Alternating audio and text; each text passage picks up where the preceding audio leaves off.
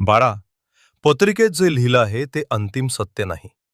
ती फक्त दिशा दाखवते. निर्णय मात्र तुझा असतो. माझ्या पत्रिकेत असंच आहे असं म्हणत बसलास तर तसंच घडेल. पण लक्षात ठेव, तुझं भविष्य तुझ्या कर्मांनी घडतं, फक्त ग्रहांनी नाही. ग्रह परिस्थिती देतात, पण त्या परिस्थितीत उभं राहून लढायची ताकद तुझ्यात आहे. जर सगळं पत्रिकेवरच ठरलं असतं तर देवाने तुला बुद्धी, परिश्रमाची शक्ती आणि इच्छाशक्ती दिलीच नसती. राहू दे, काही होणार नाही असा विचार हा खरा अडथळा आहे. उठ, प्रयत्न कर, कष्ट कर, सातत्य ठेव. नक्कीच बदल दिसेल. आम्ही तुझ्या पाठीशी आहोत, पण पहिले पाऊल तुलाच टाकावं लागेल. विश्वास ठेव, तुझ्यातच तुझं भाग्य बदलण्याची ताकद आहे.